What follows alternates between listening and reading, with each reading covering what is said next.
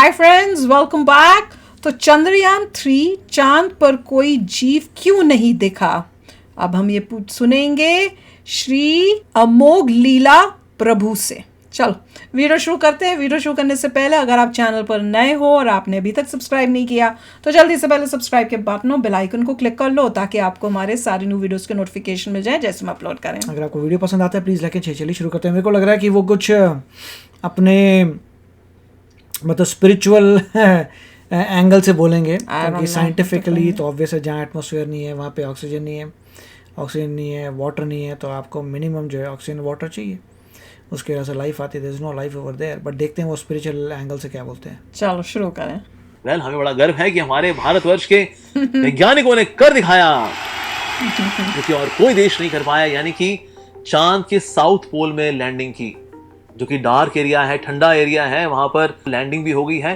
15 दिन का ये प्रोजेक्ट होगा जिसमें बहुत कुछ फाइंड आउट करने वाला है हमारा चंद्रयान 3 का ये प्रोजेक्ट। इसमें रोवर होगा, रोवर जाएगा, ड्रिलिंग करेगा और पता करेगा कि वहां पर क्या क्या हम ढूंढ सकते हैं, क्या क्या है जो कि हमारे काम आ सकता है। सो निश्चित रूप से अद्भुत कार्य किया है, and that too just 600 crore के बजट में, 16,000 करोड़ के बजट में लूना 25 जाकर के धूम धड़ाका वहां पर दिवाली बना लिया होता। लेकिन हमारा चंद्रयान 3 वेरी गुड, क्या लॉन्चिंग। इनफैक्ट चंद्रयान जो 2 था उससे भी बहुत कुछ सीखा हमने कि हमने क्या गलतियां की, उसको फिर हमने ठीक किया। बिल्कुल। So this was really incredible. जो साइंटिस्ट ने क्या है उनके लिए जोरदार तालियां। ये बहुत ही अच्छी अचीवमेंट है। लेकिन इस संदर्भ में ना एक डाउट ये भी आता लोगों का, लेकिन ना हमें वहां पर कोई लोग तो दिखते नहीं। प्लैनेट है, भगवान ने ऐसे बना दिया क्या है? क्या जी, क्या चक्कर क्या है ये भला? तो अगर हम शास्त्र पढ़ें तो शास्त्र में आता है वहां तो लोग हैं, चंद्रलोक है, वहां पर लोग भी रहते हैं। वहां पर चंद्र जो है he is the king, he is the ruler. लेकिन वहां पर गए, वहां तो बियाबान बस्ती कोई है जी, यहाँ तो सिर्फ डेजर्ट ही डेजर्ट है। पर ऐसा कैसे, how to reconcile these things. हमारा जो चंद्रयान 3 है वो चांद पर पहुंचा है, लेकिन चांद पर पहुंचने के बावजूद भी अभी वो चांद की डायमेंशन में अभी आना अभी और बाकी है। तो ये एक और अचीवमेंट है जो भविष्य में हो सकता है, निश्चित रूप से हमारे साइंटिस्ट उसको अचीव कर पाए। क्योंकि अभी हम ना स्पेस में जहां भी कहीं जाते हैं हम अर्थली डायमेंशन में ही जाते हैं, इससे ना हमको वहां पर कुछ बीइंग्स नजर आते ही नहीं है। जैसे हमारा वॉयेजर है, वॉयेजर 1, वॉयेजर 2, अरे वो तो प्लूटो के परे जा चुके हैं, वाओ, सोलर सिस्टम के बाहर। तो वहां से ऑफ कोर्स ये ट्रैवल करते करते उसमें बीच में नेपच्यून हो, यूरेनस हो, प्लूटो हो, उनकी तस्वीरें भी भेजी। Nice, very good. उस तरह से हम कई ऐसे इंस्ट्रूमेंट्स हैं जो कि आज भेज रहे हैं स्पेस के अंदर। लेकिन अभी हमारी जो रिस्ट्रिक्शन है वो है स्पेस की। सो टाइम और स्पेस की रिलेटिविटी भी होती है। जैसे आप ब्लैक होल का आपने नाम सुना होगा। ब्लैक होल पहले माना जाता था कि ना अगर एक सूरज है वो सुपरनोवा एक्सप्लोजन में आता है तो उसके बाद फिर एक न्यूट्रॉन स्टार बनता है, बड़ा कंडेंस मैटर बनता है, डार्क मैटर बनता है, उसको बोलते हैं black hole, which has got a very high gravitational force. So there was one book written by one Indian scientist, उसका नाम है The Rise and Fall of the Black Hole. इसके अंदर उन्होंने चर्चा की है कि ना अगर ये बहुत ही कंडेंस मैटर होता जिसमें ग्रेविटेशन बहुत ज्यादा है, where light photons also cannot escape. But recently it was found out कि ना उसमें से कुछ emissions भी हो रही हैं। अरे emissions कैसे हो रही है जी? That means ये कुछ और भी हो सकता है। Now scientists are trying to find out what this black hole is all about. Of course, there are various movies on this topic like Interstellar and all that, जिसमें relativity of time दिखाया गया है कि किस तरह से जहाँ पर gravitation बहुत ज़्यादा हो जाती है वहाँ पर time जो है फिर वो slow down हो जाता है. So I'll not get into that. But the point is that currently scientists they are working on the parallel universes, यानी कि हम एक time space dimension से दूसरे time space dimension में जाने का प्रयास कर सकते हैं. In the sense, universe में there are parallel universes. यानी कि यूनिवर्स के अंदर there are different time and space dimension. हमारी अपनी एक टाइम एंड स्पेस डायमेंशन है। जैसे टाइम की रिलेटिविटी है, जैसे हम देखते हैं हमारे शास्त्रों में हमारे 6 महीने जो होते हैं, जो कि मकर संक्रांति से शुरू होते हैं, 6 महीना वो देवताओं का दिन है और अगले 6 महीने जो उनकी वो रात है। तो हमारे यहाँ का 1 साल उनका वो 1 दिन होता है। So this is relativity of time. जैसे हमारे कीड़े मकोड़े होते हैं वो रात को ही जीते हैं, रात को जवान होते हैं, रात को नए लड़ जाएंगे हैं, मनमामा कसक होइबे करी, और रात को ही प्यार होता है, रात को ही बूढ़े होते हैं बच्चे पैदा करके और रात को मर लेते हैं, और उनके हिसाब से हमारे बाबूजी खूब जिए। पर हमारे हिसाब से तो वो एक रात ही जिए बस, दैट्स इट। तो यहाँ पर है रिलेटिविटी ऑफ टाइम, उनके हिसाब से और हमारे हिसाब से। तो टाइम और स्पेस दोनों की रिलेटिविटी होती है। तो अभी हम जहां कहीं भी स्पेस में जाते हैं, चाहे मून पे जाएं, कहीं पे भी जाएं, वहां पर हम अर्थली डायमेंशन में ही जा पाते हैं, लेकिन हम उस प्लैनेट की जो डायमेंशन है उसमें एंटर नहीं कर पाते। सो ये जो ब्लैक होल्स हैं, black holes are basically entry point into new time zones and space zones. जहां हम रहते हैं उसको बोलते हैं वार्म होल, और जब एग्जिट करते हैं उस होल से उसको बोलते हैं white hole. and then we are into new time and space zone where we will get to see another reality altogether, which is also part of the universe.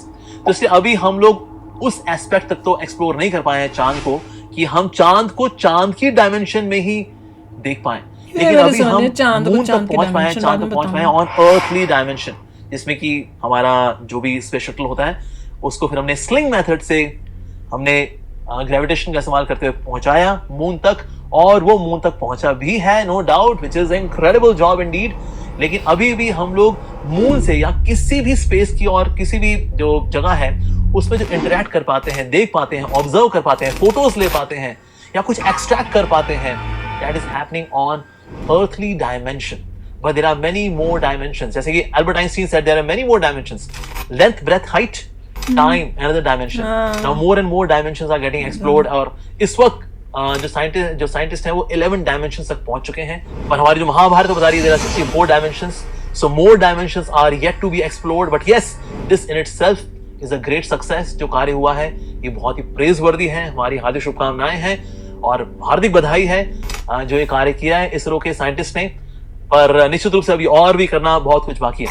तो किस प्रकार से बाकी प्लैनेट्स में इजीली पहुंचा जा सकता है, तो उसके लिए भी there are different subtle methods. जैसे ये तो ग्रॉस मेथड है जिससे कि हम एक इंस्ट्रूमेंट का इस्तेमाल करते हैं to reach a subtle planet, लेकिन अगर हमें दूसरी डायमेंशंस में जाना है तो we are to get into subtle technologies as well, जिसमें हम सटली दूसरी डायमेंशंस में जाएंगे, then we will explore many more realities apart from our earthly dimension की reality, much more is there. So for इस संदर्भ में हमने वीडियो बनाया था क्या एलियंस वाकई में होते हैं, तो उसमें हमने इसको एक्सप्लेन करने का प्रयास किया था। But yes, Chandrayaan 3 is an achievement indeed and we pray कि हमारे साइंटिस्ट इस प्रकार से और आगे बढ़ें और ऐसे प्रोजेक्ट्स में लगें जिससे कि हम भगवान की सृष्टि को और अधिक अप्रिशिएट कर सकें। वास्तव में ना आसपास जहां भी देखें, इवन चांद को देख करके हमें अप्रिशिएट करना चाहिए, wow what a creation of God, क्योंकि इतना बराबर डिस्टेंस पे है अर्थ से कि उसकी वजह से ज्वार भाटा भी आता है, और साथ ही जो मून लाइट होती है उस मून लाइट से वेजिटेशन में टेस्ट भी आता है। सो ये कैसे होता है, it's very subtle science. So निश्चित रूप से it's a creation of God and whatever creation we see it should increase our faith in God. हरे कृष्णा। यार जब ये 3 डायमेंशन के बाद आगे जो डायमेंशंस होते हैं ना, मेरा तो फिर भाई अब बहुत कॉम्प्लिकेटेड। देखिए सब मैंने 3 डायमेंशन एक फिजिक्स में इतनी मुश्किल से समझा था। 3 डायमेंशन, चौथा टाइम है। और मगर सबसे बड़ी बात यह है कि आजकल के ज़माने में ऐसे लोग रहे नहीं हैं जो वेरियस लेवल्स ऑफ एग्जिस्टेंस में ट्रैवल कर सकें। हमारे शास्त्रों में लिखा है कि लोग थे, मेडिटेट करते थे, कहीं से कहीं पहुंच जाते थे, अपनी बॉडी वहीं छोड़ देते थे, बॉडी से आगे चले जाते थे। अब वो रियलिटी में लोग नहीं बचे, सिर्फ हमारे पास थ्योरी बच गई है, बुक्स पढ़ गई हैं जिसे पढ़ के उसके बारे में बात की जाती है। आप मेडिटेट करिए, बहुत मेडिटेट करिए, मगर कोई ऐसा इंसान अभी नहीं है जो प्रूव कर पाया हो कि मैं डिफरेंट लेवल्स ऑफ एग्जिस्टेंस के थ्रू होके गया हूँ। मुझे तो वो भी बात बहुत इंटरेस्टिंग क्लेम करने वाले आपको मिल जाएंगे, कई लोग जो क्लेम करते हैं, बट उनको साइंटिफिकली प्रूफ नहीं है, कुछ नहीं है, वो सिर्फ क्लेम है।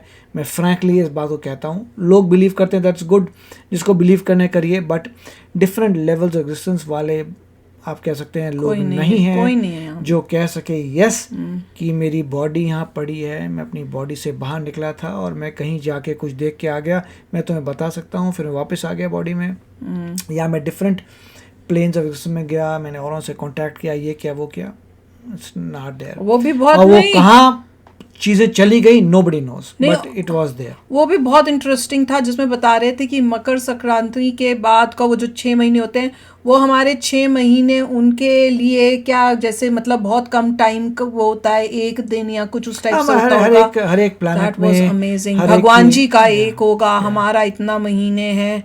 वो है तो लॉर्ड ब्रह्मा का एक डे जो है यहाँ पे करोड़ों चले जाते हैं, फिर लॉर्ड ब्रह्मा जो है क्रिएट करते हैं, एक दिन के बाद लॉर्ड शिवा ख़त्म करते हैं। तो पूरी जो भी थ्योरी है तो उनका एक दिन हमारे करोड़ों दिन के जितना भी है लिखा हुआ है, बट वही इसलिए मैं कहता है थ्योरी है, उसमें शास्त्रों में लिखा है, मगर आज तक जो है कोई अब बचा नहीं है इतना इवॉल्व जो मेडिटेट कर ये सब चीज़ें कर सके। बिल्कुल। चलो आप भी शेयर करना अपने थॉट्स। चलते हैं, मिलेंगे नेक्स्ट वीडियो में बहुत ही जल्द। Till then take care and bye bye. तो अगर आप मेरे इस चैनल पे नए हो तो जल्दी से सब्सक्राइब के बटन को हिट करो और बेल आइकन को क्लिक करो ताकि आपको मेरा जब नया वीडियो मैं लगाऊं आपको उसके बारे में जल्दी से पता चल जाए।